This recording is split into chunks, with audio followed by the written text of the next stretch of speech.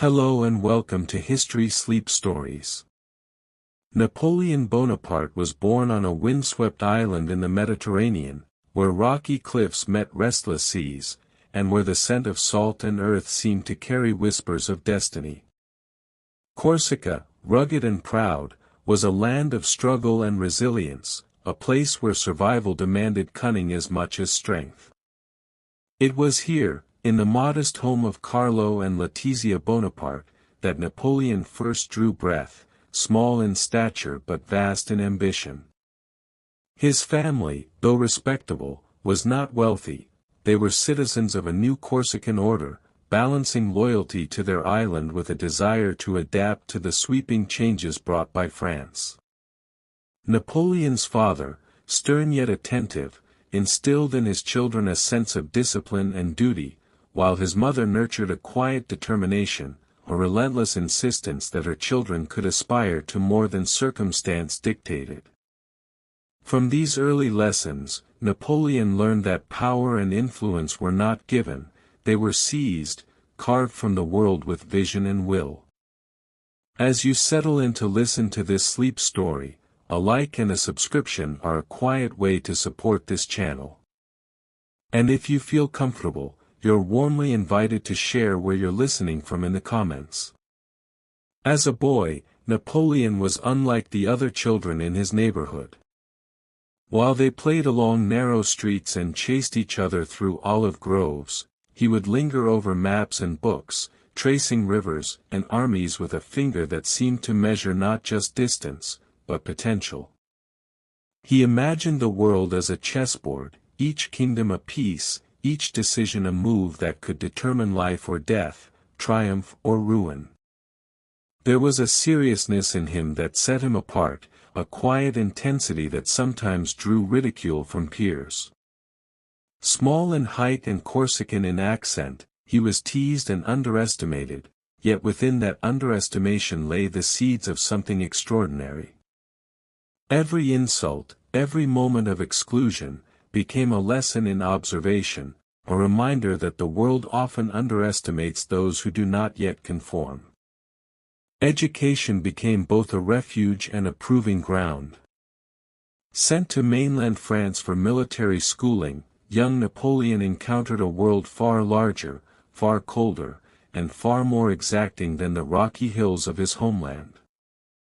There, he struggled with language, social customs, and the subtle hierarchies that defined his peers' lives. The school corridors were filled with mockery, yet also opportunity. Napoleon learned early that intellect, strategy, and patience could outweigh brute force. He discovered that knowledge was not simply accumulated, it was wielded.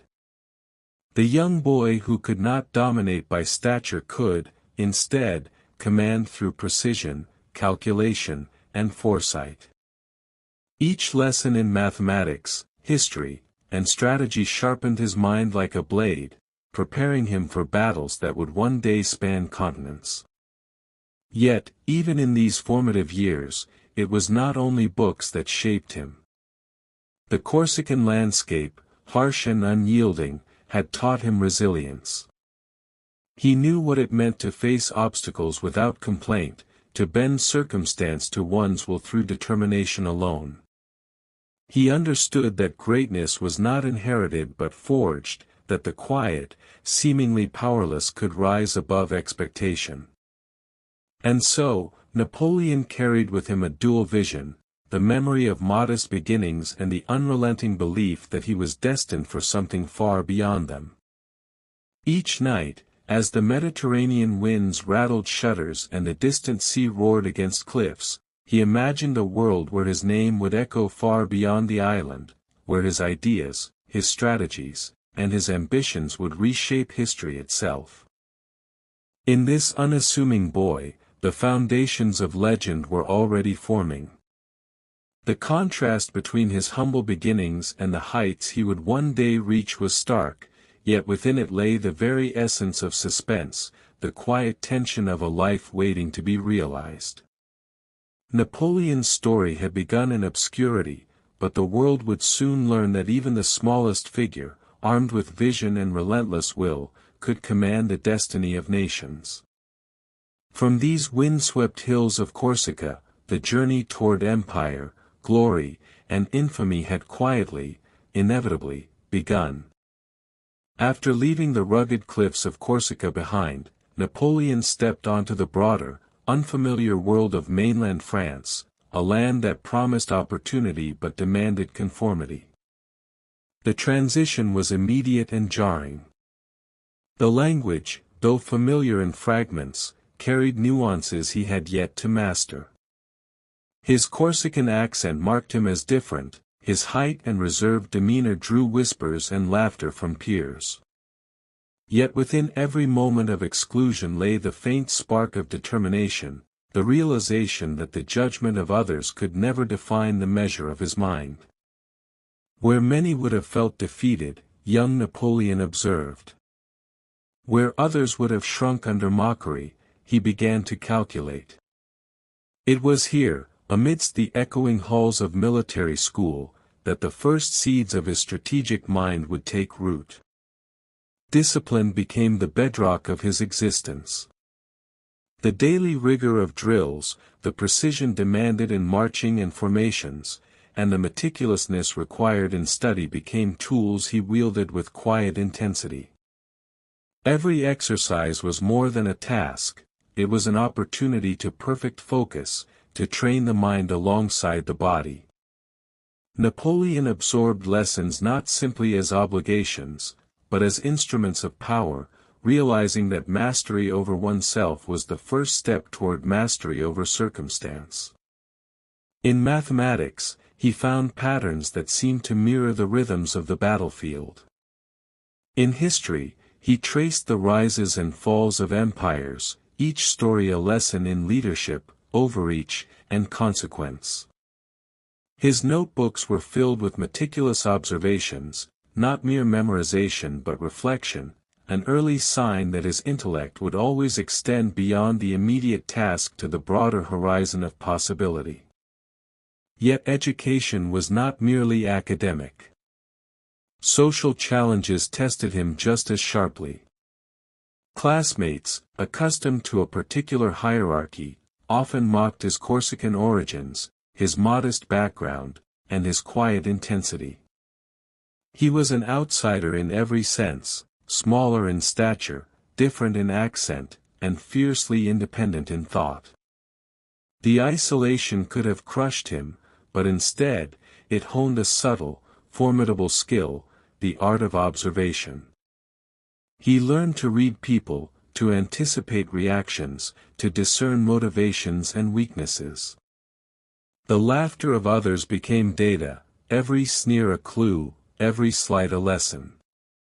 In the crucible of social friction, Napoleon's intellect began to assert dominance in ways that physical presence never could. He realized that influence need not come from conformity, it could arise from insight, decisiveness, and courage. Even as he struggled socially, he found allies in the rare mentors who recognized his potential. Officers and teachers noted his precision, his capacity for rapid calculation, and the unwavering seriousness with which he approached his studies. Authority bias, subtle at first, but undeniable, began to favor him. His instructors saw in him a mind capable of comprehension far beyond his years, a man already thinking in the terms of strategy, logistics, and human behavior. Their encouragement was not effusive, it was measured, careful, like the calibration of a weapon. And it was enough. Napoleon absorbed it, internalized it, and transformed it into a personal standard far higher than any external expectation. The contrast between the mentor's quiet faith and his peers' mockery only sharpened his resolve. Amidst this disciplined environment, his fascination with military strategy grew into obsession.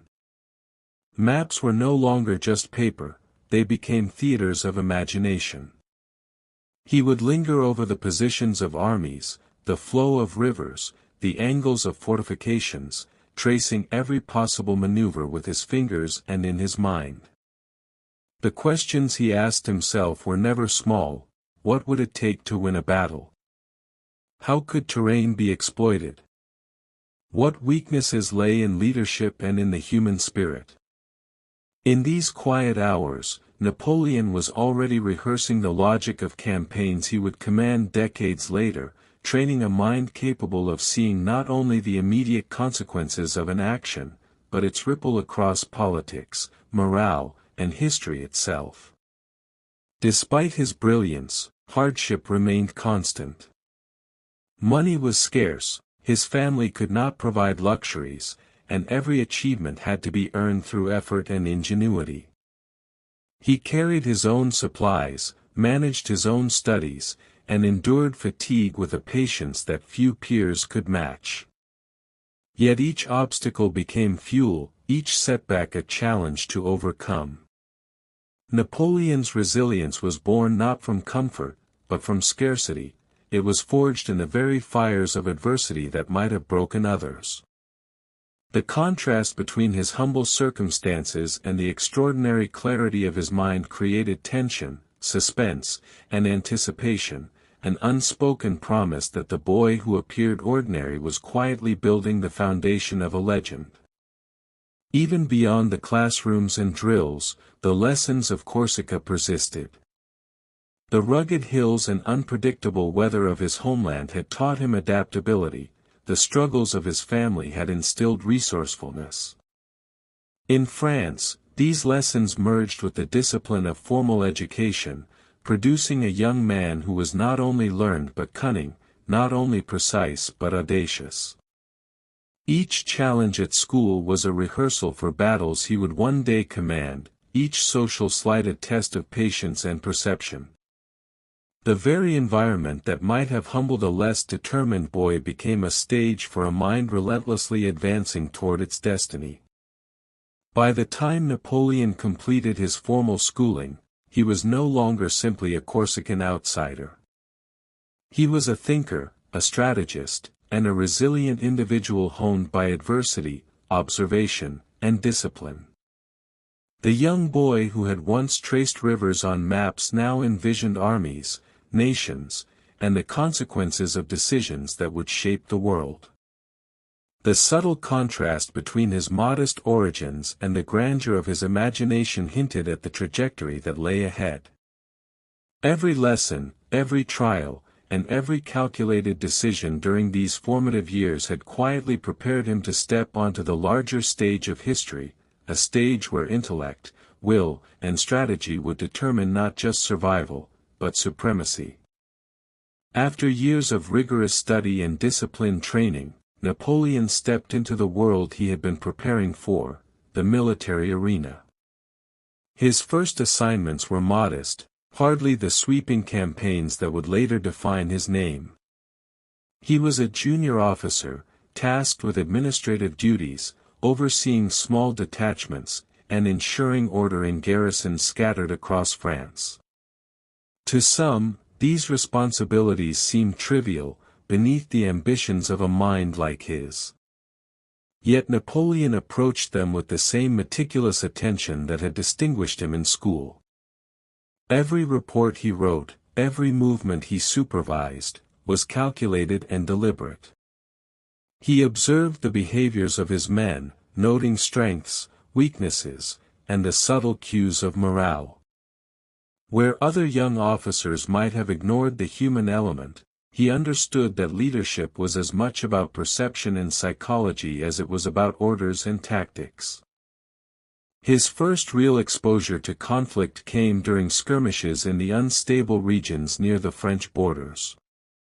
The battles were small, almost pedestrian compared to the grand campaigns he would later command, but for Napoleon, they were laboratories. Each engagement became a study in timing, positioning, and human reaction. He watched how fear altered the behavior of soldiers, how hesitation could turn advantage into disaster, and how decisiveness could inspire loyalty and courage. His orders were precise, often delivered with calm authority, and they were executed with efficiency that drew the admiration of those around him. Even in these minor engagements, the seeds of his tactical genius were visible, a mind constantly analyzing, learning, and anticipating the movements of both allies and adversaries. Napoleon's rise among his peers was gradual but undeniable. Many of the young officers were born into privilege, accustomed to status and influence. Napoleon, with his Corsican background and modest upbringing, had neither. Yet he commanded respect in a way that could not be ignored. The contrast between him and other officers was stark. While they relied on inherited authority, he relied on intellect, observation, and calculated initiative. Small victories, efficient maneuvers, and the clarity of his decisions began to earn him recognition from superiors, some skeptical at first, others quietly impressed. He was not flamboyant or ostentatious, he did not seek the applause of the crowd. Instead, he let results speak for him, a strategy that would characterize his career for decades. Even in these early days, Napoleon understood the importance of perception. Reputation, he realized, could be as potent a weapon as a cannon or a bayonet. Stories of his precision and courage began to circulate among the ranks, subtle whispers that grew with each successful engagement. Soldiers admired a commander who could think rapidly under pressure, who remained calm while chaos unfolded, and who treated both victories and mistakes as opportunities to learn. Napoleon observed how morale could be manipulated, how inspiration could be cultivated, and how trust could be earned, even in the most humble and difficult circumstances. Each lesson in leadership, each demonstration of foresight, subtly elevated him above his contemporaries. The early victories were not without challenge. Logistics were often unreliable, supply lines vulnerable, and conditions harsh. Soldiers endured fatigue, hunger, and uncertainty, and Napoleon shared in these hardships, walking among the men, attending to needs, and demonstrating that he would not ask of others what he was unwilling to endure himself. This built loyalty not through fear or obligation, but through respect. The young officer who had once been mocked in school now commanded a presence that drew admiration, not only for his intellect but for his empathy, his discipline, and his unwavering commitment to the mission. His superiors began to notice his unique blend of talent, resilience, and leadership. Assignments grew in complexity. He was entrusted with planning maneuvers, coordinating multiple units, and making decisions that could alter the outcome of skirmishes. With each challenge, Napoleon's confidence expanded, as did the anticipation of those who observed him closely. There was a sense, subtle but growing, that this young officer was destined for more than routine assignments. His ability to see beyond the immediate situation, to anticipate enemy movement, to exploit terrain, to motivate men, set him apart in a military culture that often rewarded conformity over innovation. At the same time, Napoleon faced moments of doubt and danger. Mistakes in judgment could have been costly, and he was acutely aware that a single error could undo all progress. Yet he approached each obstacle with meticulous preparation, learning from every misstep, adjusting tactics, and refining strategies.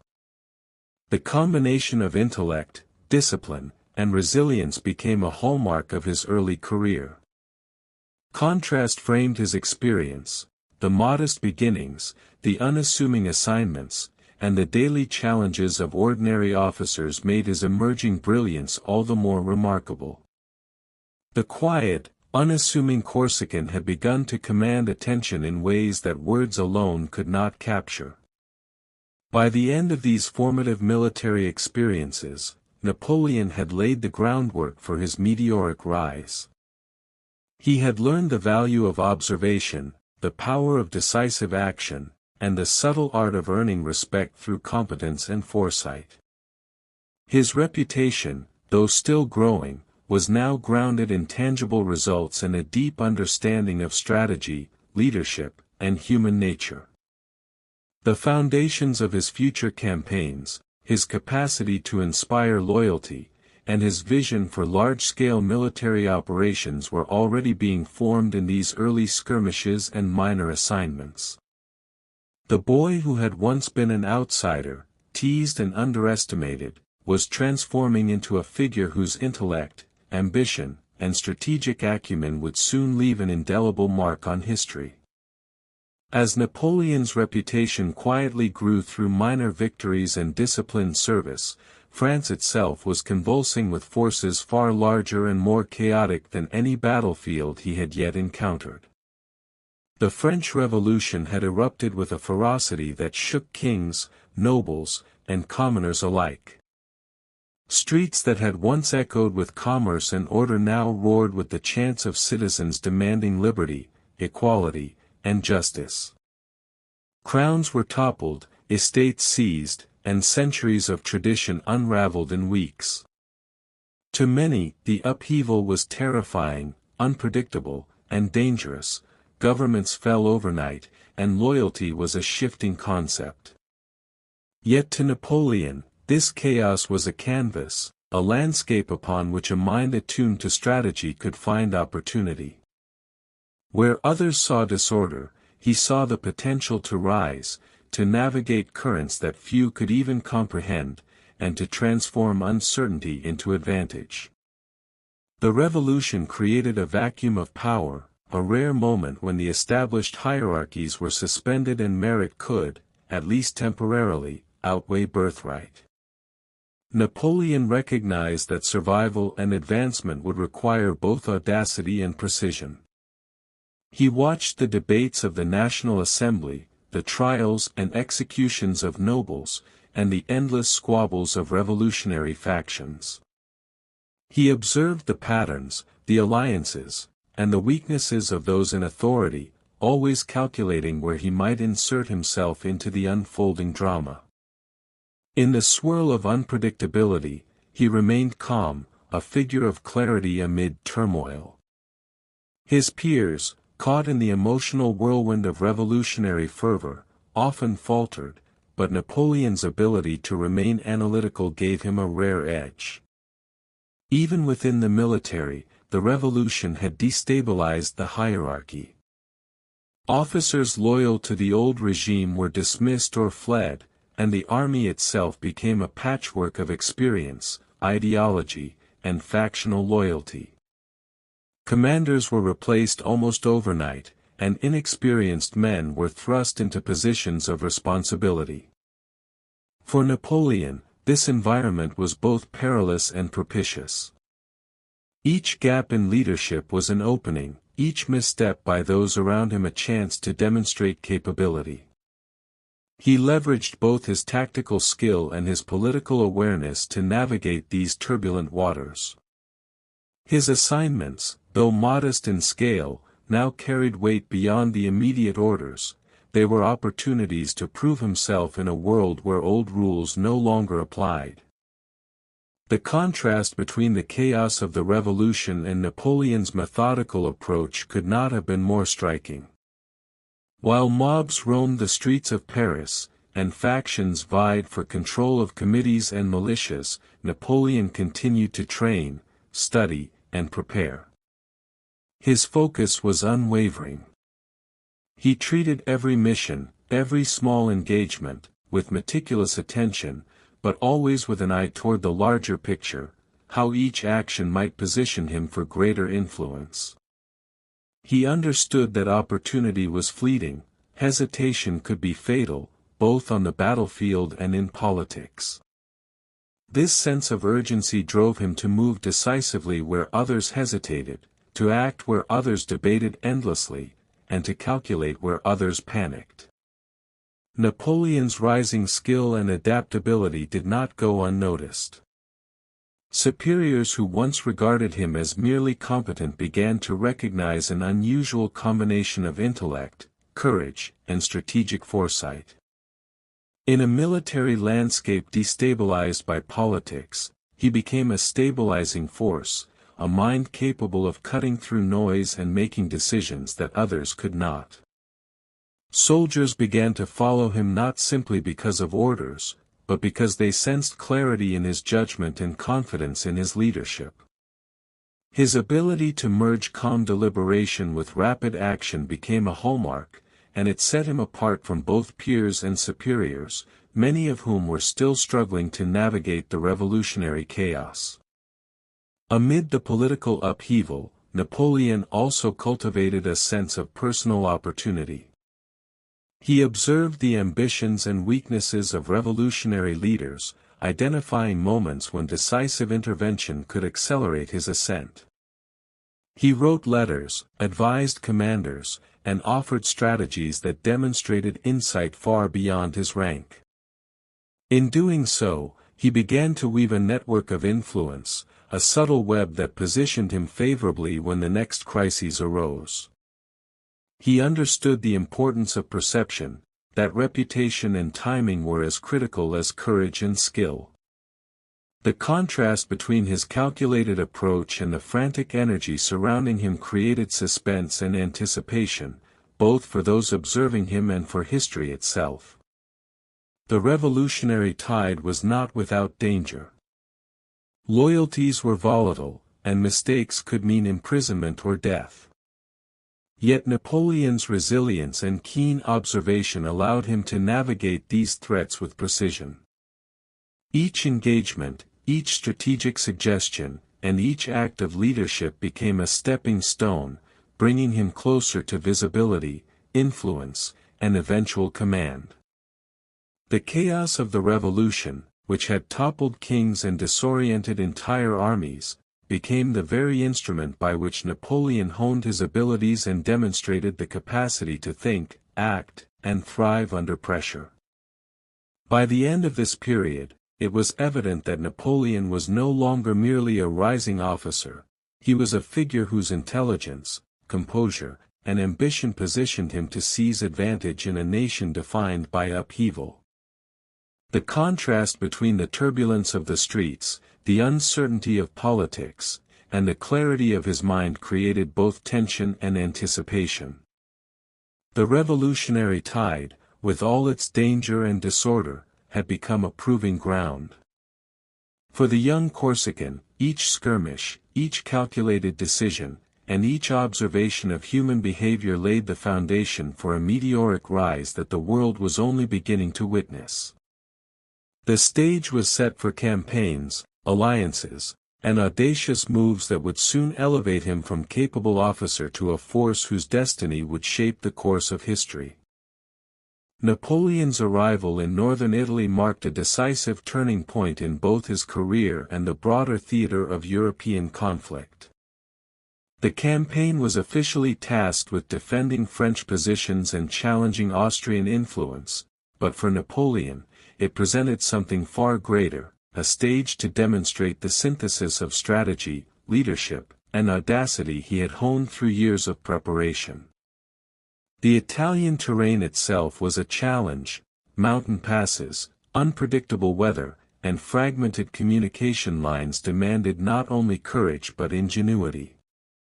Where other generals saw obstacles, Napoleon perceived opportunity.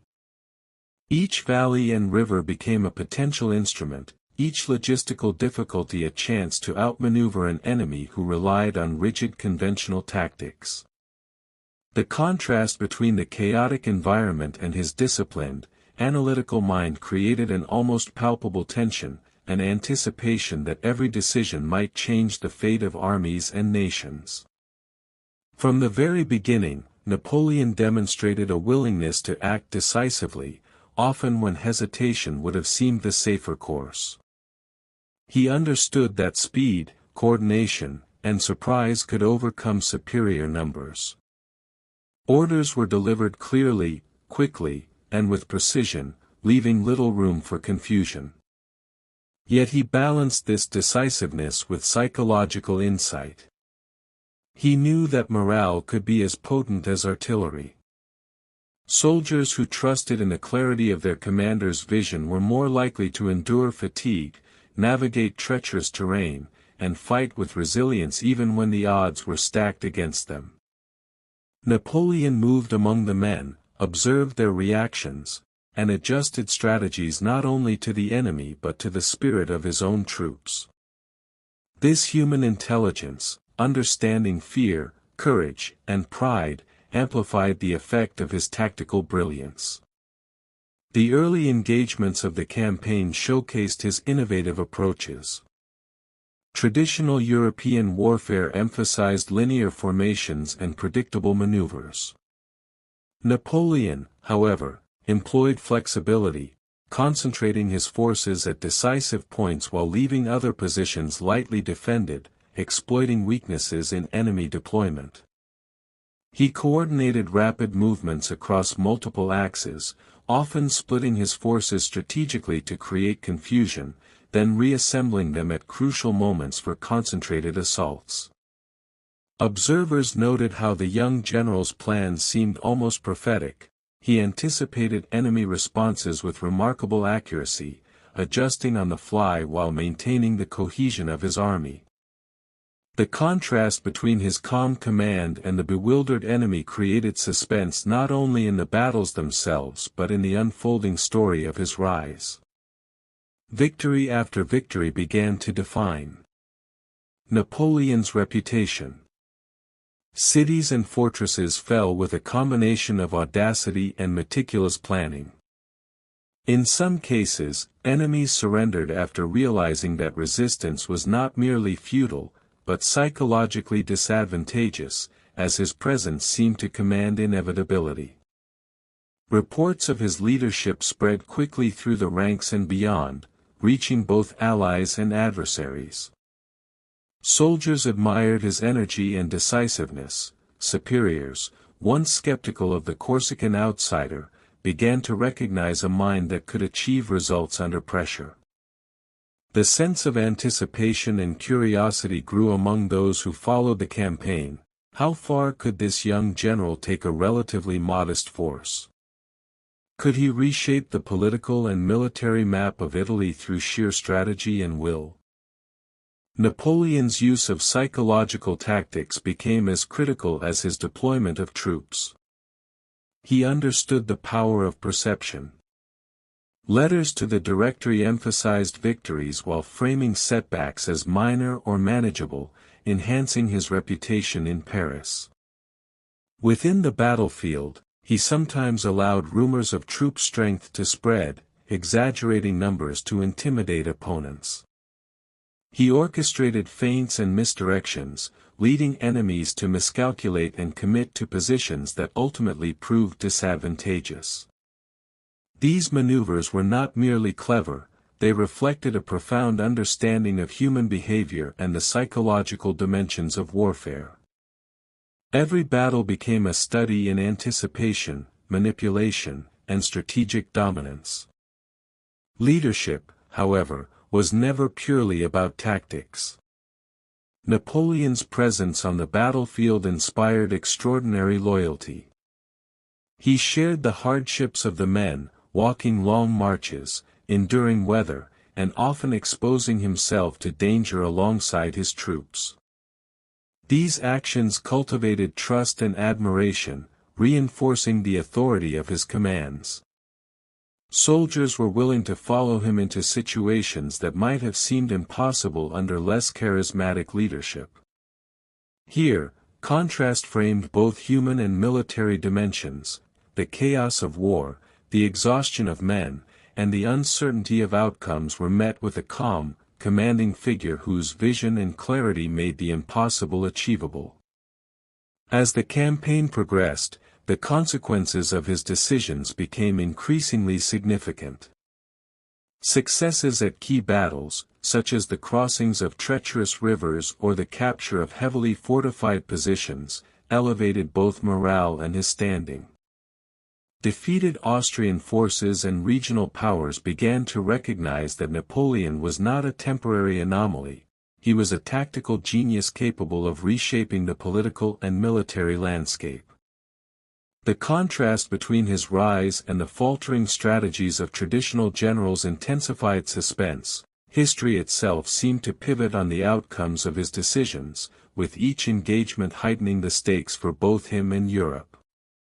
Napoleon's Italian campaign also revealed his capacity for innovation in governance and logistics. He restructured supply lines, negotiated with local authorities, and imposed order in conquered territories in ways that minimized resistance and maximized efficiency. These actions demonstrated an understanding that warfare was not merely combat but also management of resources, population, and perception. It was a lesson that the battlefield was inseparable from politics, and that strategic brilliance required both military and administrative skill. His ability to integrate these elements amplified his emerging legend, making him not just a general, but a force whose influence extended beyond the battlefield. By the conclusion of the campaign, Napoleon had transformed both his personal trajectory and the French presence in Italy. He returned with a reputation that far exceeded his rank, celebrated as a commander of extraordinary skill, insight, and audacity. The contrast between his modest beginnings, the chaotic theaters of northern Italy, and the precision of his victories created suspense, anticipation, and admiration. Observers in Paris and abroad could not ignore that this Corsican officer, once underestimated, was becoming a central figure in European affairs. His blend of charisma, intellect, and psychological mastery foreshadowed the audacious moves that would soon propel him from battlefield genius to political power. Napoleon's Italian campaign was more than a series of military victories, it was the crucible in which his tactical genius, leadership, and ambition converged. Each engagement tested not only his strategic skill but his capacity to inspire, manipulate, and lead. It marked the moment when a brilliant mind began to eclipse circumstance, when calculated audacity outweighed mere chance, and when the world first glimpsed the contours of a figure who would command nations. From these Italian fields, the Corsican who had once struggled to find his place now emerged as a general whose reputation, influence, and ambition were poised to reshape history itself. Napoleon returned from the Italian campaign not merely as a victorious general but as a figure whose reputation began to eclipse the political chaos of France itself. The streets of Paris, still echoing with the echoes of revolution, seemed to bend toward him. In the aftermath of his victories, whispers of admiration traveled faster than the official reports. Citizens and politicians alike were captivated by tales of audacity, precision, and triumph. Yet Napoleon understood that battlefield glory, while potent, was only part of the path to lasting power. The art of politics, its alliances, subtle manipulations, and perception management, would determine whether he remained a celebrated soldier or became a commanding presence in the very machinery of governance. The Directory, the governing body of France at the time, was a fragile assembly of ambitious men, each wary of the other, each striving for influence amid the still shifting revolutionary landscape. For many generals, interactions with the Directory were routine, limited to reporting victories or receiving orders. For Napoleon, however, these interactions became instruments of opportunity. He navigated the halls of power with the same meticulous calculation he had applied on the battlefield. Every statement, every report, and every strategic suggestion was carefully measured to enhance both his credibility and his visibility. The contrast between the chaotic, often indecisive politics of Paris and his precise, commanding persona created suspense and drew attention. It was impossible not to notice a man whose mind moved faster than the politics around him. Napoleon's ambition was deliberate and restrained, cloaked in the guise of service to France. He did not openly challenge the Directory at first, rather, He offered solutions to their problems, presented strategies for stabilizing the army, and demonstrated a capacity for organization that many of the politicians lacked. Each interaction was a subtle display of skill and insight, a calculated risk that required both patience and nerve. By solving immediate crises, he earned the confidence of key figures, positioning himself as an indispensable actor in the governance of the nation. Suspense built naturally in these moments. Observers could sense that Napoleon's rise was not a product of chance, but of careful strategy and psychological mastery. Alliances became as critical as victories. Napoleon cultivated relationships with influential figures who could facilitate his ascent. These were not friendships born of sentiment but alliances forged through mutual benefit and perception. He understood that loyalty could be earned and leveraged, that influence often depended as much on trust and admiration as on authority. In the shadowed rooms of Parisian politics, he observed weaknesses, hesitations, and rivalries, exploiting them with subtlety. The contrast between the open chaos of revolutionary governance and Napoleon's disciplined, calculating maneuvers heightened suspense. His every action suggested an underlying strategy that few could yet discern. Even as he maneuvered politically, Napoleon remained mindful of his public image. Letters to the press and reports to the Directory highlighted victories, leadership, and vision, reinforcing a persona of competence and decisiveness. He understood that perception could amplify power as effectively as any army. Soldiers, citizens, and politicians alike were drawn to the narrative of a general who could not only win battles but also think beyond them, anticipating outcomes and shaping events before others even recognized the stakes. Curiosity and admiration swelled, creating FOMO for those who hesitated to align themselves with him. Everyone wanted to be part of the success, yet few understood the depth of his ambition. At the same time, Napoleon's approach to political power mirrored his military strategy.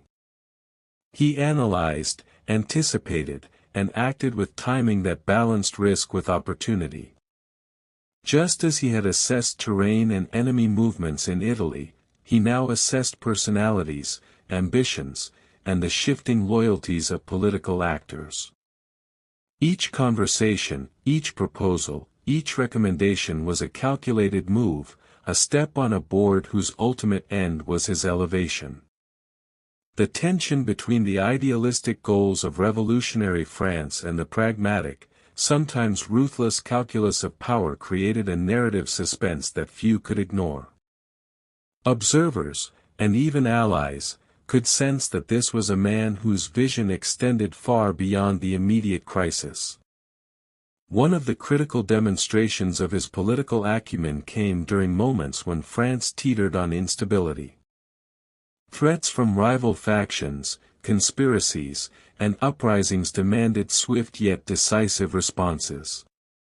Napoleon's ability to act with clarity, to anticipate outcomes, and to coordinate both military and political resources highlighted the rare combination of strategic insight and psychological intelligence.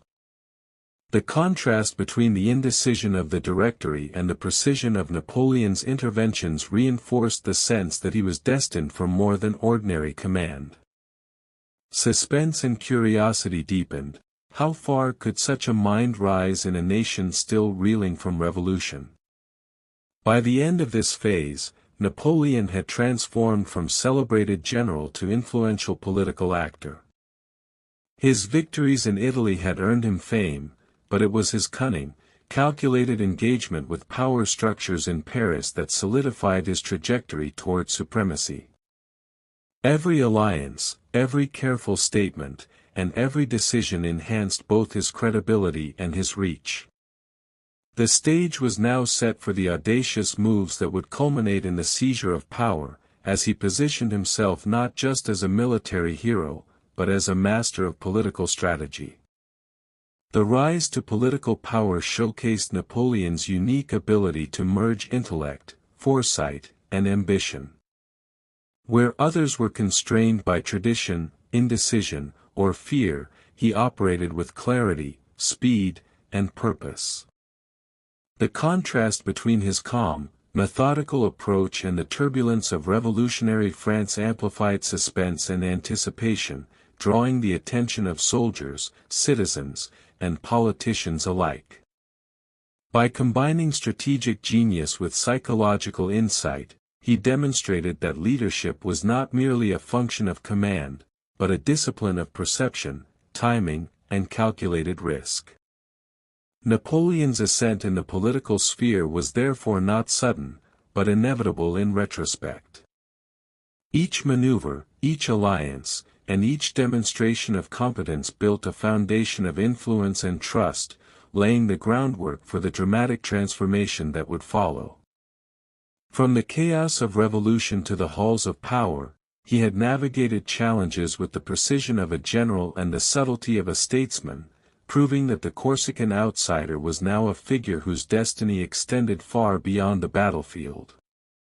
The world was watching, and every calculated move brought him closer to the pinnacle of authority, setting the stage for the bold, audacious actions that would soon define his place in history. By the autumn of 1799, Napoleon had solidified his position as both a military genius and a rising political force. Yet France remained unstable, the Directory weakened by corruption, factional infighting, and the weight of ongoing wars. The nation teetered, poised for decisive action, and those in power were increasingly aware that the survival of the Directory depended not on competence, but on chance and fleeting alliances. To Napoleon, this instability was not a threat, it was an opportunity. He had observed the patterns, studied the ambitions of those in power, and calculated the precise moment when action could shift the balance decisively in his favor. The tension in Paris was palpable, a city where rumor, fear, and anticipation coalesced, and the stage was set for a drama that would alter the course of history. Napoleon moved with meticulous precision, orchestrating a coalition of allies who recognized the opportunity to reshape governance. The plot required coordination across military and political spheres, timing so exact that any misstep could result in disaster. Soldiers were positioned strategically, loyal to his command, while key politicians were quietly persuaded, their ambitions subtly aligned with his own. In a city still reeling from revolution, the atmosphere was one of suspense and uncertainty. The slightest rumor could spark panic, the smallest hesitation could unravel plans. Napoleon, however, thrived in this tension. Where others faltered, his clarity of vision and decisiveness became instruments of power, amplifying both suspense and anticipation. The coup itself unfolded with audacity. On the morning of 18 Brumaire, Napoleon entered the political heart of France, surrounded by loyal troops. His presence alone projected authority. The contrast between his calm command and the panic of hesitant officials was striking. The Directory, long accustomed to procedural chaos, suddenly faced a calculated, disciplined force that could not be ignored. Meetings that had once been arenas of debate and delay now became theaters of intimidation, as Napoleon leveraged both perception and presence to assert control. Every step, every gesture, was orchestrated to convey inevitability, a subtle psychological maneuver that left adversaries unprepared for the rapid shifts underway. Inside the legislative chambers, the drama escalated. Politicians who had once wielded influence found themselves caught between loyalty, fear, and indecision. Napoleon's calculated speech, delivered with authority and precision, highlighted both the failures of the Directory and the promise of a new order under competent, decisive leadership. The contrast between their faltering confidence and his unshakable poise created suspense, as observers recognized that the fate of France, and the trajectory of one man's career, was being decided in real time. Those who hesitated became liabilities, those who aligned saw opportunity. Napoleon understood that success required both speed and psychological dominance, and he executed each step with exacting clarity. The tension reached its climax as resistance emerged. Some legislators attempted to challenge the coup, invoking procedure and questioning legitimacy. Napoleon met this with a combination of calm authority and subtle intimidation. Loyal troops intervened precisely where needed, not to slaughter, but to assert control.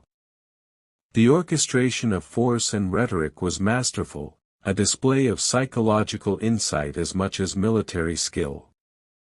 Suspense heightened with every moment. A misstep could have provoked revolt, yet the young Corsican navigated every risk with the precision of a general who had long anticipated the movements of both enemies and allies. As the day unfolded, the culmination of strategy, timing, and psychological insight became evident. The Directory, unable to resist both the authority and the maneuvering of Napoleon, collapsed. By evening, the coup had succeeded, and Napoleon emerged not merely as a military hero, but as first consul, the de facto leader of France. The contrast between his humble origins and this moment of dominance could not have been more stark. A man once underestimated, dismissed, and ridiculed now held the reins of a nation, the outcome of decades of preparation, observation, and disciplined action realized in a single, audacious act. The coup of 18 Brumaire was more than a seizure of power, it was a masterclass in calculated risk, psychological strategy, and decisive execution. Every element, from the placement of troops to the careful manipulation of perception, from the timing of speeches to the management of resistance, demonstrated a mind capable of integrating military, political, and human dynamics into a single, coherent plan. Napoleon's genius was not merely in victory, but in understanding the theater of human ambition, fear, and loyalty. The suspense of the moment, the high stakes, and the precise orchestration made it clear that history itself had shifted beneath his hands. In the aftermath, observers marveled at the audacity and precision of the coup. Some feared the concentration of power, others admired the clarity and decisiveness of leadership.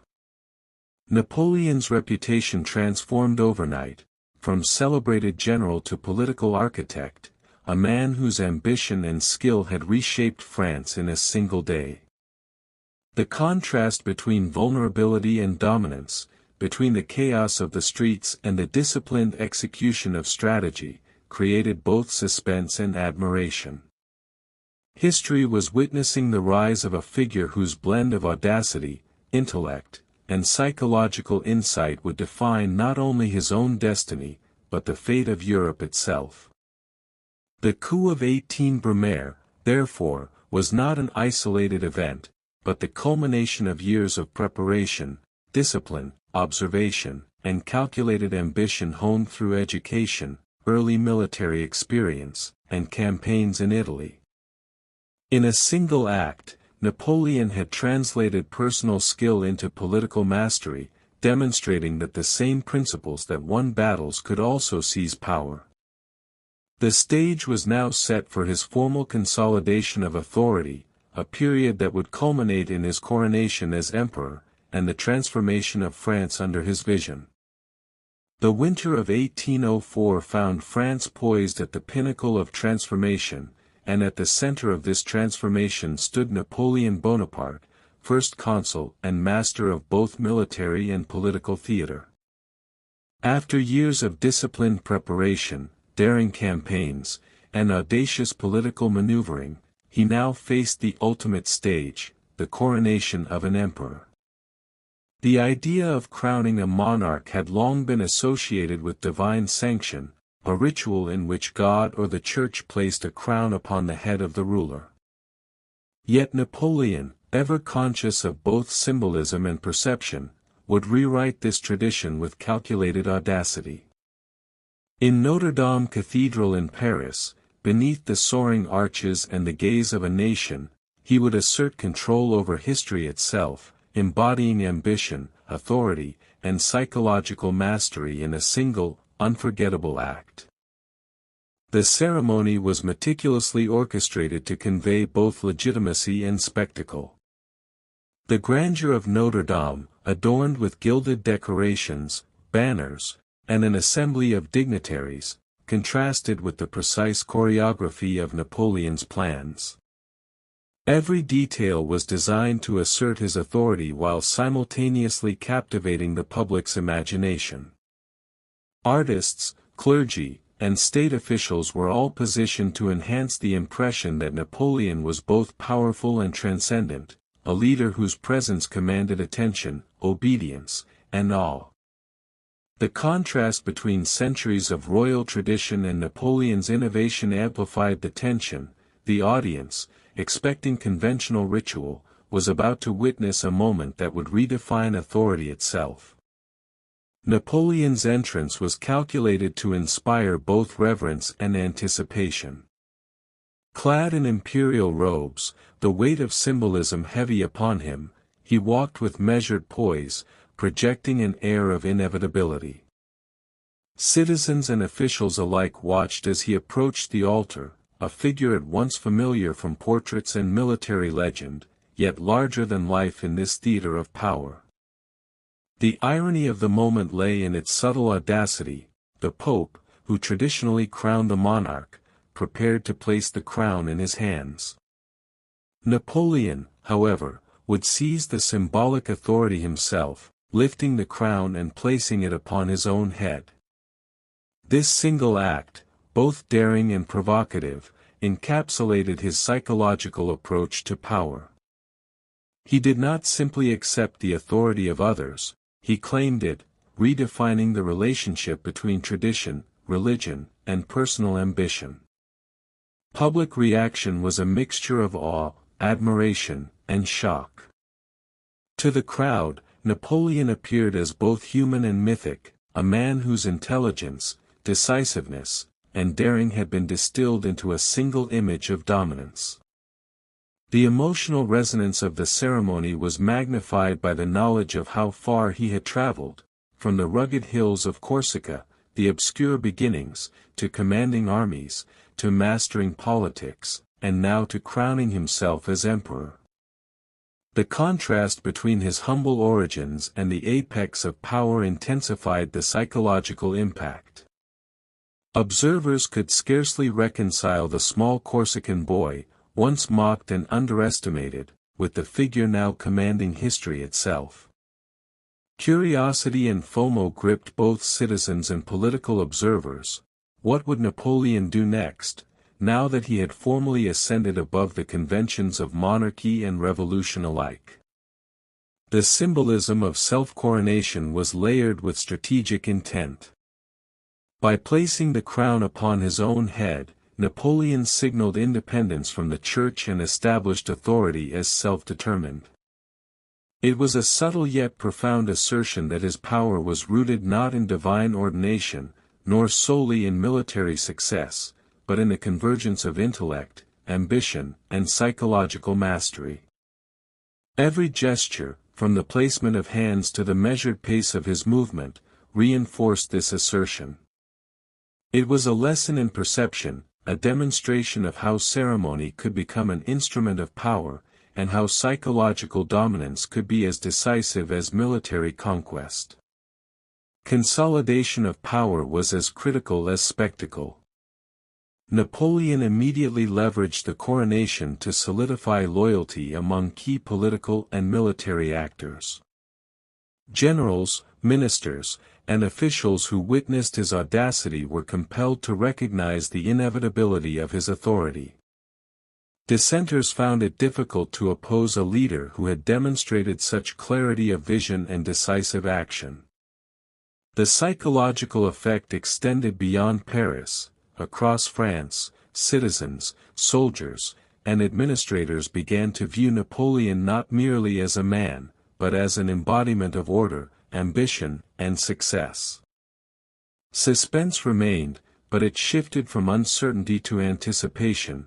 What policies, campaigns, and transformations would follow this apex of power? Napoleon's psychological approach extended to the orchestration of public perception. He understood that awe was a tool as powerful as any army, and he employed it to reinforce legitimacy. Artists captured the moment in paintings that would circulate for generations, engravings immortalized his image, and chroniclers described the scene with a sense of drama and reverence. The contrast between the meticulous planning of the event and the raw emotional impact on the audience created an almost cinematic tension. Citizens were not merely witnesses, they were participants in a narrative of ascendancy, drawn into the psychological theater of power. Even within the corridors of power, the coronation served as a calculated lesson. Ministers and legislators, aware of Napoleon's audacity, were compelled to align with him, to anticipate his moves, and to respect the inevitability of his decisions. The contrast between vulnerability and dominance, humility and audacity, created both tension and admiration. Napoleon's self-crowning was more than an act of personal ambition, it was a psychological assertion of control, a demonstration that authority could be claimed, commanded, and consolidated through vision, decisiveness, and strategic theater. The ceremony also reflected Napoleon's broader philosophy of power. Authority, he demonstrated, was inseparable from perception, action, and timing. A general could win battles, but without mastery of narrative and psychological influence, victories could be fleeting. By crowning himself, Napoleon combined military success, political acumen, and symbolic theater into a single, indelible act. The emotional awe inspired, the subtle irony, and the anticipation of future actions reinforced his image as a leader capable of transcending convention and commanding history itself. By the end of the coronation, the world recognized a transformation. Napoleon was no longer merely a military hero or political actor. He was emperor in both title and presence, a figure whose ambition, intellect, and psychological mastery had propelled him to the apex of power. The event crystallized his trajectory, demonstrating that careful calculation, audacity, and an understanding of human perception could elevate a man from humble beginnings to a position that few had imagined possible. History, citizens, and contemporaries alike would remember not only the spectacle of the day, but the psychological brilliance that made such a moment inevitable. Napoleon's coronation as emperor was the apex of his personal and political ascent, a moment where strategy, ambition, and spectacle converged. It showcased the culmination of decades of preparation, from the rocky hills of Corsica to the battlefields of Italy, and from the corridors of Parisian politics to the grandeur of Notre Dame. It was both a personal triumph and a lesson in the psychology of power, that authority, when combined with audacity and vision, could redefine both tradition and history.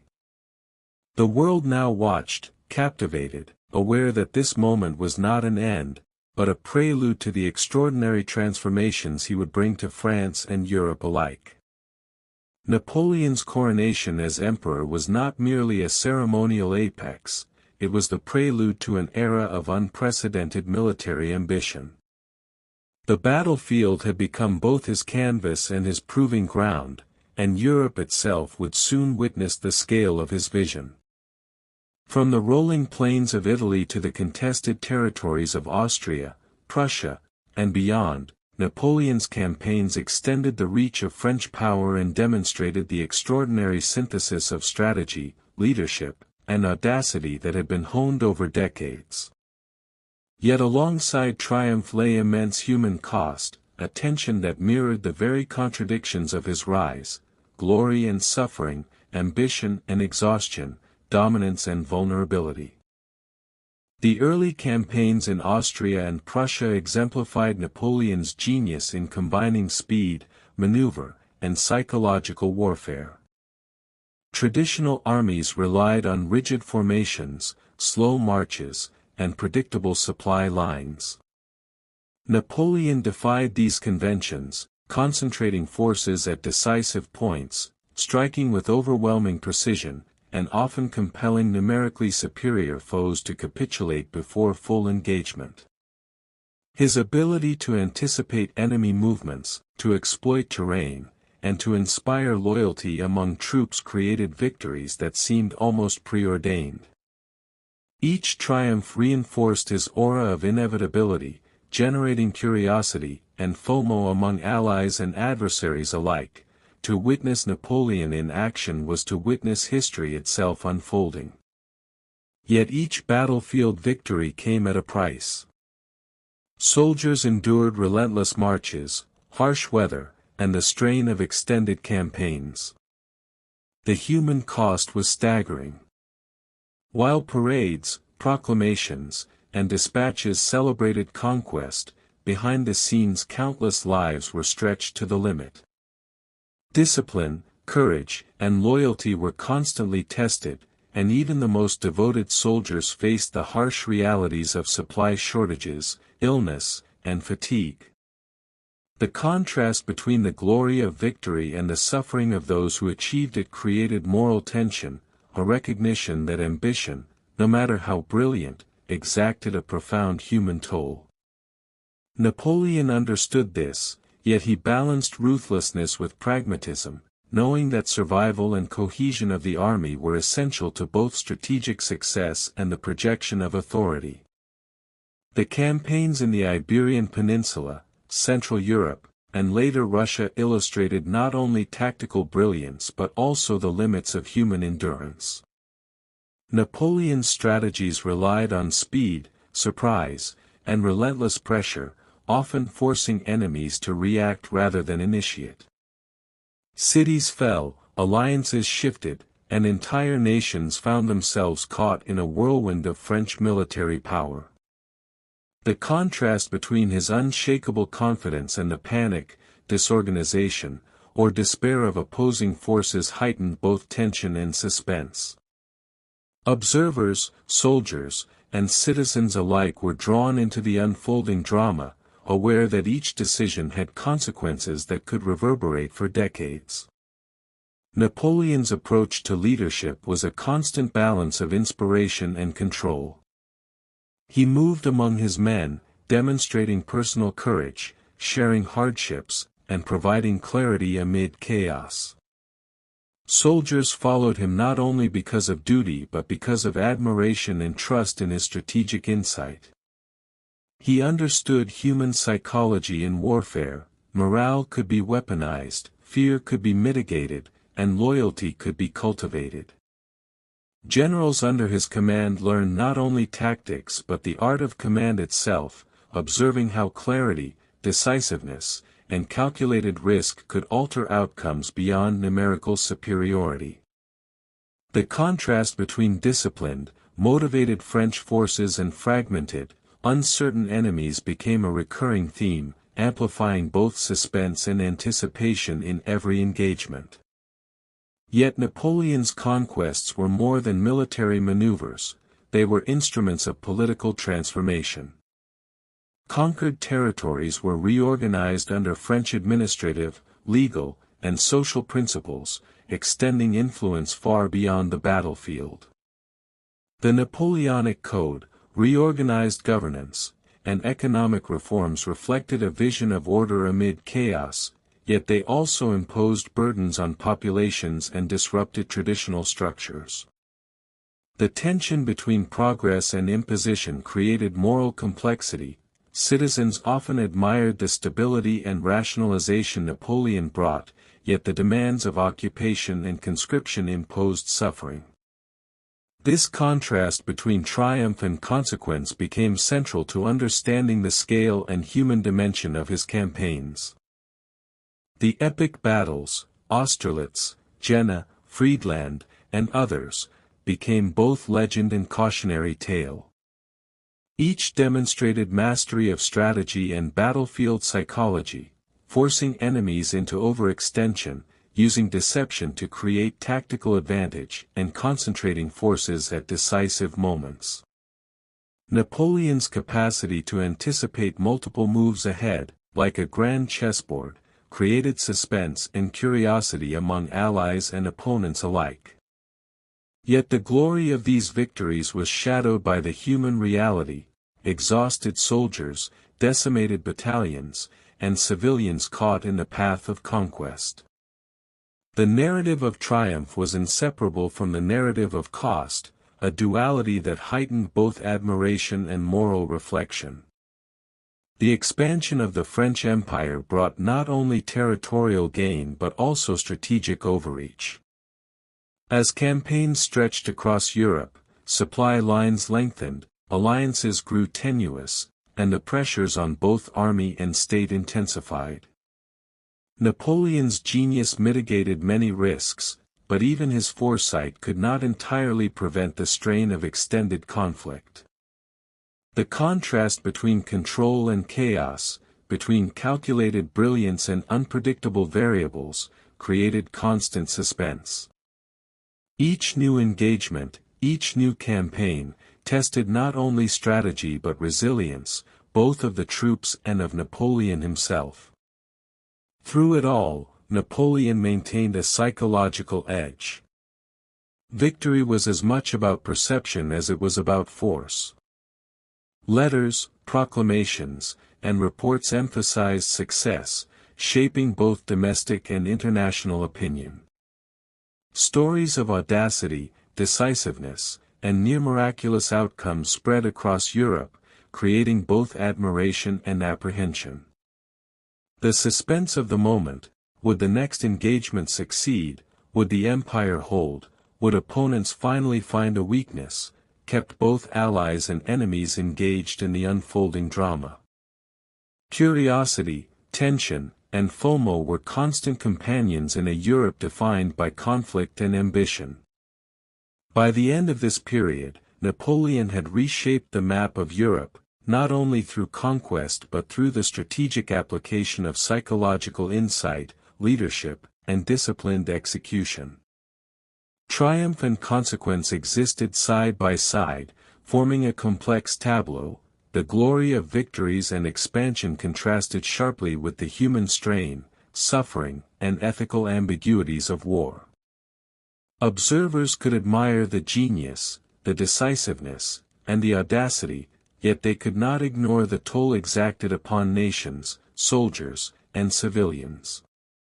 The narrative of conquest was therefore one of scale, power, and moral tension, a reflection of both brilliance and burden. Napoleon's military conquests demonstrated the extraordinary integration of strategy, leadership, and psychological mastery. Each campaign was a test of intellect and courage, not only of the general but of the men who followed him. The victories across Europe cemented his reputation as a commander whose brilliance could alter the course of nations, yet they also revealed the human cost implicit in ambition on such a grand scale. The tension between triumph and consequence, the drama of epic battles, and the anticipation of future campaigns all contributed to a narrative that captivated observers, historians, and citizens alike. In the end, the military expansion of Napoleon's empire was more than a series of campaigns. It was a demonstration of vision, audacity, and the psychological understanding of both allies and adversaries. Triumph and consequence intertwined, creating suspense, curiosity, and reflection on the cost of greatness. From the Italian plains to the heart of Europe, Napoleon's conquests reshaped the continent, revealing both the genius and the human toll of a man whose ambition, strategy, and audacity knew no equal. By 1812, Napoleon's empire stretched across Europe, seemingly invincible. His campaigns had redefined strategy, inspired loyalty, and expanded French dominance from the Mediterranean to the North Sea. Yet beneath the sheen of triumph, cracks had begun to appear. Allies grew restless, occupied territories simmered with resentment, and the sheer scale of conquest tested the limits of administration and supply. Napoleon, confident in his tactical genius and accustomed to success, set his sights on a bold and audacious objective: the invasion of Russia. It was a campaign that promised glory but also carried immense risk, a venture in which hubris would collide with geography, climate, and human endurance. The tension was palpable. Could the architect of European domination conquer the vast, unforgiving expanse of Russia, or would the campaign expose vulnerabilities previously hidden behind victories? The initial stages of the invasion proceeded with characteristic precision. Napoleon amassed a colossal army, known as the Grande Armée, numbering over 500,000 men drawn from across Europe. The logistics were staggering: food, artillery, horses, and equipment had to be coordinated across thousands of miles. Napoleon relied on speed, organization, and meticulous planning, confident that decisive battles could break Russian resistance before winter set in. Yet the campaign immediately revealed unforeseen challenges.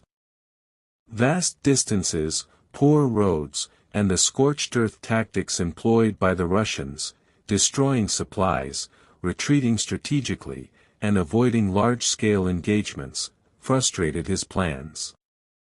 Each day of advance stretched supply lines, strained communication, and tested both morale and resilience.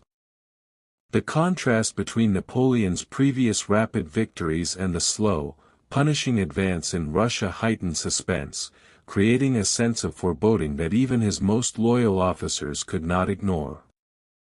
As the army pressed deeper, the human cost became increasingly apparent.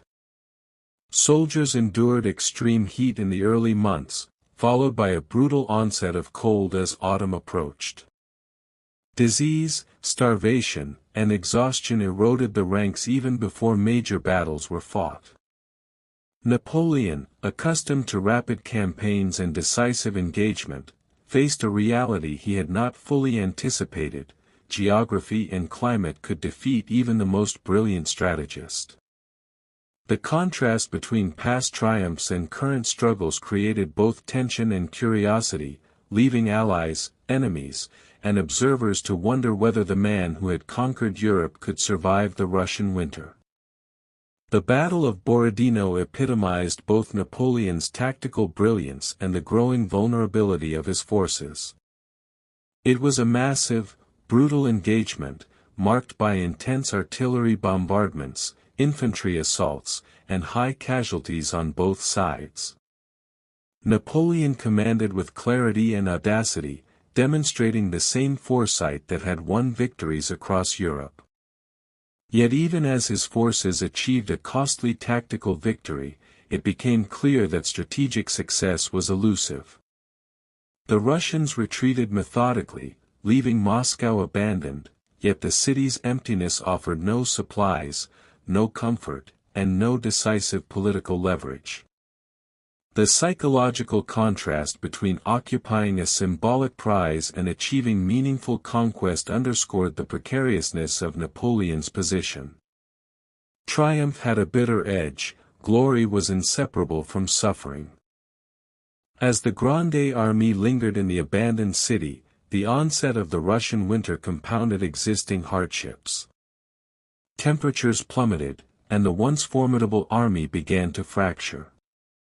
Horses and men succumbed to frostbite and disease, supply lines broke down, morale deteriorated. Napoleon, ever the visionary strategist, sought to maintain discipline and order, yet the scale of logistical failure and environmental adversity exceeded even his considerable planning. The contrast between his confidence and the stark reality faced by his soldiers intensified suspense. The empire that had seemed unstoppable now confronted vulnerability in the most elemental forms: cold, hunger, and exhaustion. Retreat from Russia became inevitable, yet it was not a simple reversal. The army's withdrawal was marked by ambushes, harassment from Russian forces, and the relentless march through snow and ice. Each mile tested the limits of endurance and leadership. The psychological strain on soldiers, who had followed a general renowned for invincibility, was immense. Fear, fatigue, and despair replaced confidence and morale.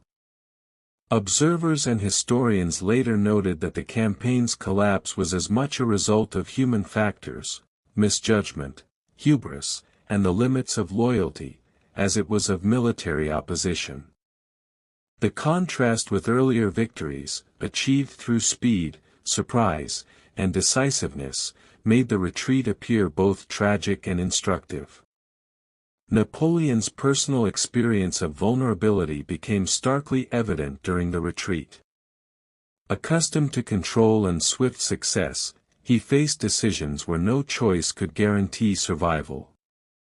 Attempts to organize rearguard actions, protect the wounded, and maintain cohesion were heroic yet insufficient. The very qualities that had defined him, audacity, decisiveness, and strategic insight, were challenged by circumstances beyond calculation.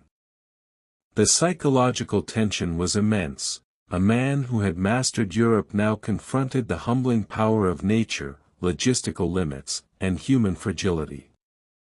This inversion of fortune created suspense not only on the battlefield but in the narrative of Napoleon's life. The architect of empire now faced a trial that tested resilience, judgment, and humanity. By the time the remnants of the Grande Armée staggered back across the borders of France, the scale of loss was staggering. From hundreds of thousands, only a fraction remained. Entire units had been decimated, families, allies, and nations felt the ripple effects. Napoleon himself emerged physically and politically strained, yet still determined. The Russian campaign marked the first significant turning point in his fortune, an inflection where invincibility gave way to vulnerability, where strategy alone could not guarantee outcome, and where ambition collided with reality. The contrast between his previous successes and the catastrophic retreat amplified suspense and curiosity, leaving Europe and posterity to reckon with both genius and fallibility. The Russian campaign also revealed profound lessons in leadership and psychology. Napoleon's ability to inspire, command, and adapt remained evident, yet the limits of human endurance, logistical complexity, and environmental unpredictability imposed constraints even he could not entirely overcome. Observers could empathize with both his brilliance and his hubris, understanding that greatness carries both opportunity and risk, triumph and consequence. The narrative of the campaign became not merely a story of military failure but a study in the fragility of empire, the moral weight of command, and the vulnerability inherent in even the most calculated endeavors. In retrospect, the Russian campaign was a turning point that foreshadowed the eventual decline of Napoleon's empire. It demonstrated that scale and ambition, while awe-inspiring, carried inherent risks. It juxtaposed the glory of previous triumphs with the stark reality of environmental and human limitations. Suspense, tension, and moral reflection intertwined as soldiers, allies, and adversaries alike observed the unraveling of what had once seemed invincible. For Napoleon, the campaign was a humbling reminder that strategy, audacity, and genius, while extraordinary, were not absolute shields against fortune, nature, or human endurance. The Russian campaign marked a chapter where ambition met its limits, where triumph collided with catastrophe, and where the human cost of empire became undeniably visible. It was a study in vulnerability, hubris, and resilience, demonstrating that even the most brilliant leaders are constrained by the forces of geography, climate, and circumstance. As France and Europe absorbed the consequences, the narrative tension of Napoleon's career deepened. The man who had crowned himself emperor, who had conquered nations, and who had reshaped the map of Europe now faced the first profound tests of fortune and judgment. The stage was set for both struggle and reflection, as the empire that had once seemed unassailable began to confront the realities of overreach, resistance, and the fragility of power. The bitter taste of defeat in Russia marked the beginning of a period of exile, introspection, and unexpected resilience for Napoleon Bonaparte. After successive setbacks and the erosion of French dominance, he faced the unthinkable, forced abdication and removal from the stage of European power. In 1814, Napoleon was sent to the island of Elba, a small territory off the coast of Italy, far removed from the grand palaces of Paris and the battlefields where his genius had once commanded awe. The contrast between the grandeur of his former life and the isolation of exile could not have been more profound. Yet even in this diminished circumstance, the mind of Napoleon remained as sharp and restless as ever, turning solitude into reflection and vulnerability into a quietly simmering resolve. Elba, though modest, offered both confinement and perspective. Napoleon's days were structured, his surroundings limited, yet his mind roamed freely across memories, strategies, and the ambitions that had once reshaped Europe. He walked the rugged coastlines, observing the sea that separated him from France, contemplating the empire he had built and the mistakes that had brought him low. Psychological tension dominated his exile. He was a man accustomed to command, whose decisions had determined the fates of nations, now confined to a small island where authority was constrained by circumstance.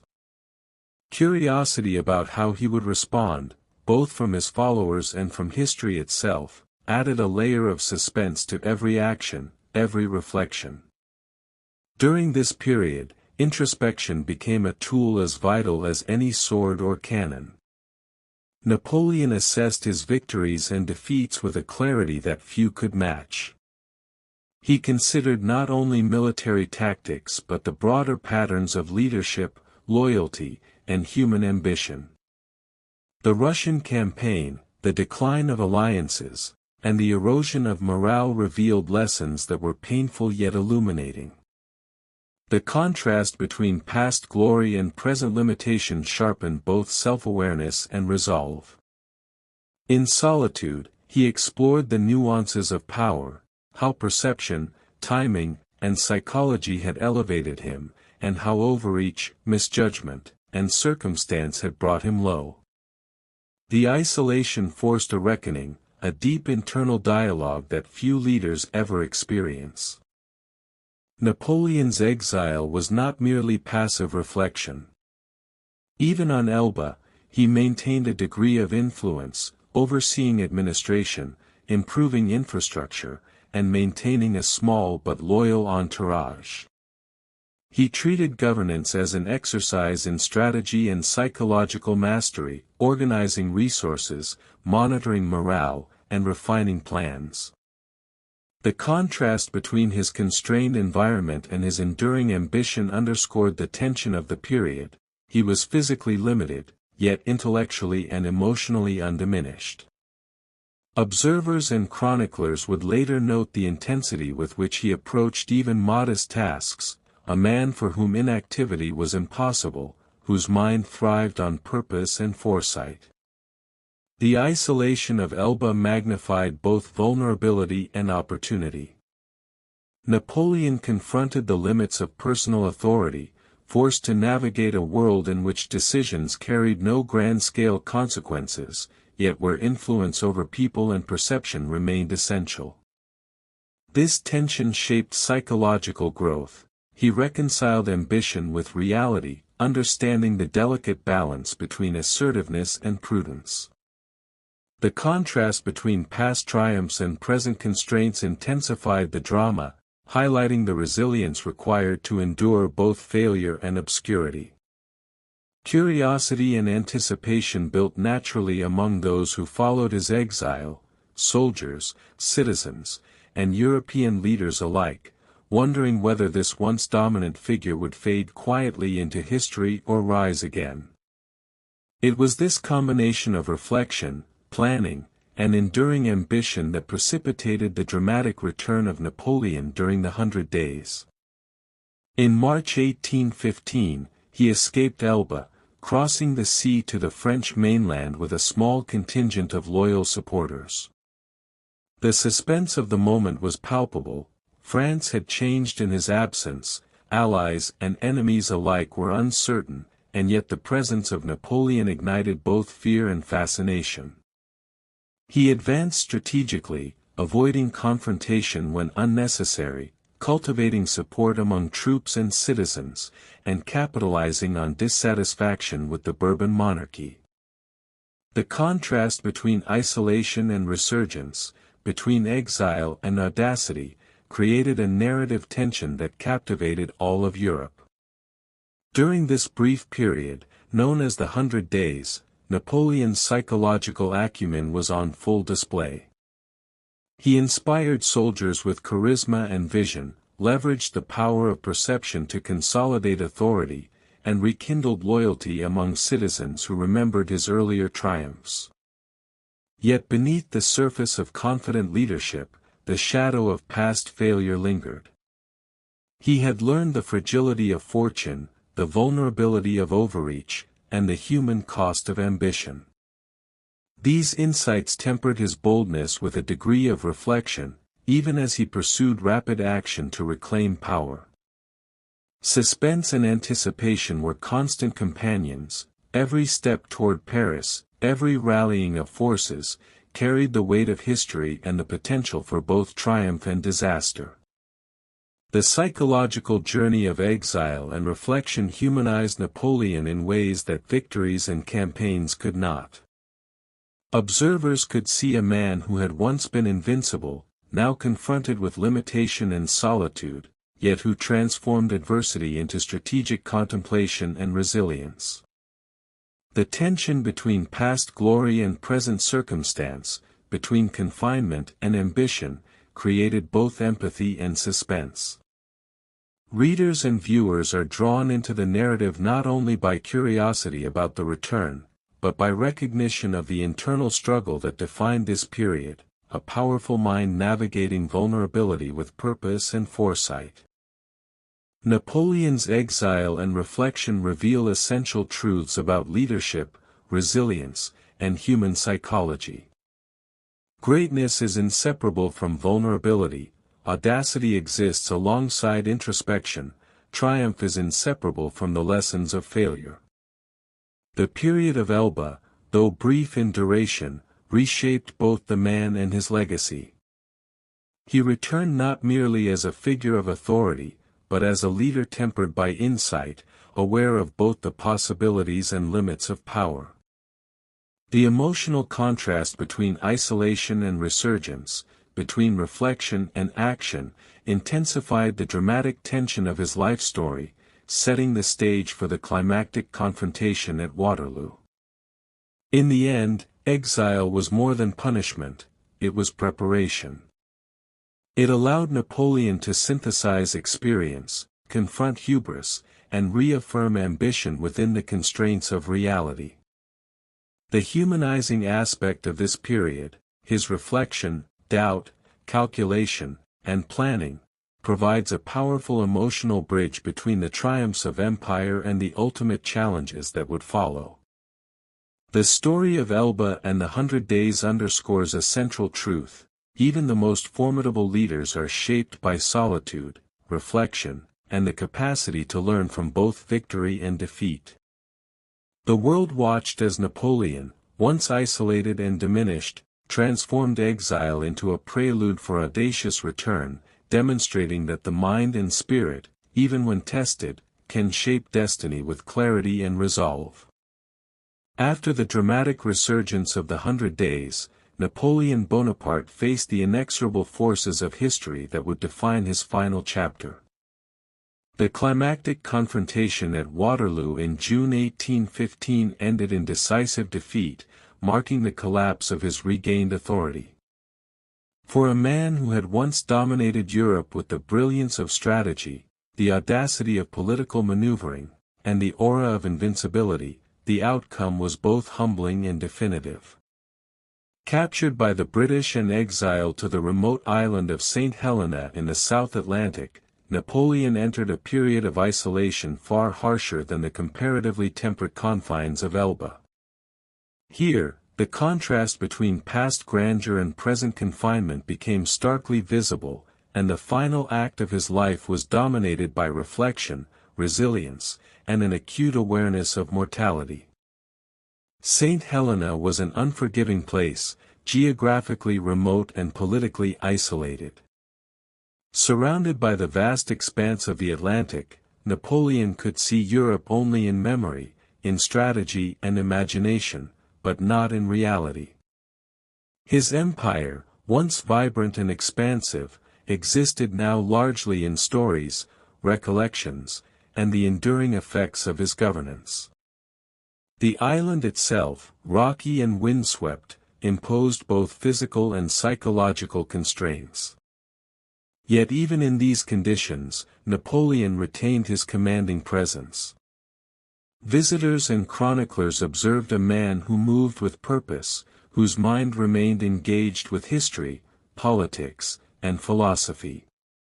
The contrast between his physical confinement and the expansive reach of his intellect created a tension that both fascinated and inspired those who encountered him. During his years on St. Helena, Napoleon devoted himself to reflection and documentation.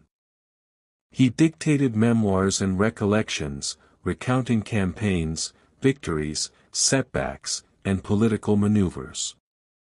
These writings reveal the depth of his self-awareness, an understanding of strategy, of human ambition, of the delicate balance between authority and perception. He analyzed both his triumphs and errors with meticulous care, examining the Russian campaign, the political miscalculations, and the subtle betrayals that had influenced his downfall. The psychological richness of these reflections illustrates a man grappling with both legacy and mortality, balancing pride with humility, audacity with introspection. Curiosity about his thoughts and the lessons he drew from history created suspense for both contemporaries and future generations, eager to understand the mind of a figure who had reshaped Europe. Napoleon's life on St. Helena was marked by routine and constraint, yet even in confinement, he maintained authority within his household. Officers, aides, and attendants observed his unwavering discipline, his insistence on structure, and his insistence that even in exile, he commanded respect. This psychological consistency, discipline, projection of confidence, and mastery of perception, demonstrated that leadership transcended physical freedom. Even as disease and isolation eroded his strength, Napoleon's intellect and presence remained formidable. The contrast between the limitations imposed by exile and the enduring influence of his ideas heightened both suspense and admiration. Physical decline accompanied his intellectual vigor. Napoleon's health deteriorated steadily, he suffered from pain, weakness, and fatigue, yet his mental faculties remained sharp. He reflected on human limits, on the ephemeral nature of power, and on the intersection of ambition and mortality. The man who had traversed continents, commanded armies, and reshaped nations now faced the ultimate human reality, vulnerability to time, disease, and circumstance. Observers noted the poignancy of this contrast, a figure larger than life, whose ambitions had touched history, yet whose body could not withstand the final demands of existence. Emotional resonance emerges here, the mixture of admiration, empathy, and reflection that defines the end of a storied life. Napoleon's death on May 5, 1821, closed the final chapter of a life that had been extraordinary in scope and intensity. His passing, though inevitable, sparked reflection across Europe and the wider world. The man who had crowned himself emperor, who had expanded France's borders, and who had transformed warfare and governance, left a legacy that extended far beyond the immediate consequences of conquest and defeat. The contrast between his mortal limits and the enduring impact of his ideas created a profound psychological and emotional effect. Historians, military leaders, and ordinary citizens alike were drawn to examine the lessons embedded in his life: ambition, strategic insight, resilience, and the delicate balance of human endeavor against the constraints of reality. Napoleon's legacy was multifaceted. Militarily, he redefined strategy, organization, and the concept of national armies, creating doctrine studied for generations. Politically, his reforms, the Napoleonic Code, administrative restructuring, educational initiatives, and consolidation of law, transformed societies long after his death. Socially, he influenced the perception of leadership, meritocracy, and the possibilities inherent in individual ambition. Even his failures contributed to the lessons drawn from his life: overreach, hubris, and underestimating human and environmental variables offered cautionary tales alongside examples of brilliance. The psychological interplay between success and failure, ambition and limitation, human ingenuity and vulnerability, became central to the narrative of his enduring influence. Curiosity and FOMO persist in the story of Napoleon because his life embodies both extremes: the heights of human ambition and the inevitable encounter with limits. Scholars and storytellers alike are drawn to the interplay of triumph and defeat, to the tension between audacity and consequence, and to the moral and strategic lessons embedded in every decision. The dramatic contrast between the boy from Corsica and the emperor on St. Helena illustrates the psychological arc of a life defined by relentless pursuit of greatness, tempered by reflection and human mortality. Observers are left to ponder: how much of history is shaped by vision and audacity, and how much by circumstance, timing, and fate? The historical immortality of Napoleon contrasts with his mortal constraints, highlighting a tension central to all great figures. While his body succumbed to illness, his ideas, reforms, and strategies survived, influencing generations of leaders, thinkers, and citizens. European borders, legal systems, and military doctrines bear traces of his influence, demonstrating the durability of intellect and ambition even when the individual is constrained by the ultimate human limit: death. The emotional resonance of this contrast, between ephemeral life and enduring impact, offers both inspiration and caution, emphasizing the power of vision coupled with the necessity of humility. In reflecting upon Napoleon's life, lessons emerge that extend beyond history and biography. The interplay of ambition, resilience, strategy, and human limitation reveals fundamental truths about leadership: the importance of preparation, the need to understand psychology and perception, the consequences of overreach, and the inevitability of vulnerability. Napoleon's life demonstrates that greatness is inseparable from risk, that audacity must coexist with reflection, and that human limits are universal, even for those who seem destined to shape the world. This synthesis of triumph and mortality creates a narrative tension that continues to captivate, educate, and inspire. Napoleon's story concludes not with the collapse of an individual, but with the enduring resonance of his choices, actions, and intellect. The exile to St. Helena, the reflection on past campaigns, the confrontation with mortality, and the ultimate death encapsulate both the vulnerabilities and the heights of human endeavor. Emotional engagement is heightened by contrast: the boy from Corsica, the emperor of Europe, the exiled strategist, all are facets of a life defined by relentless pursuit of influence and legacy. The narrative of ambition, consequence, and reflection offers intellectual and emotional satisfaction, closing the arc of a life extraordinary in both scale and psychological depth. Ultimately, Napoleon Bonaparte's legacy is a testament to the human capacity for vision, strategy, and resilience, as well as a reminder of the constraints that define all lives. His death marked the end of personal authority, yet his influence endured across centuries, a symbol of ambition, leadership, and the complex interplay between power and human limitation. The contrast between mortality and historical immortality, between the isolation of St. Helena and the vastness of European influence, ensures that Napoleon's life continues to evoke curiosity, reflection, and emotional resonance. His story, both cautionary and inspiring, leaves an indelible mark on history, teaching that the pursuit of greatness carries both extraordinary reward and profound responsibility. As you settle deeper into rest, allow this story to fade softly into the night, just as history itself fades into memory. If you found comfort, curiosity, or quiet wonder in this journey, you're always welcome to return. You can gently support this channel by subscribing, so these calm stories are here whenever you need them. If someone you care about might also find peace in listening, you may quietly share it with them. For now, let the echoes of the past drift away. There is nothing more you need to do tonight. Breathe slowly, release the day, and allow sleep to come naturally.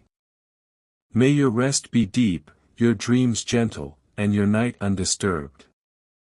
Sleep well.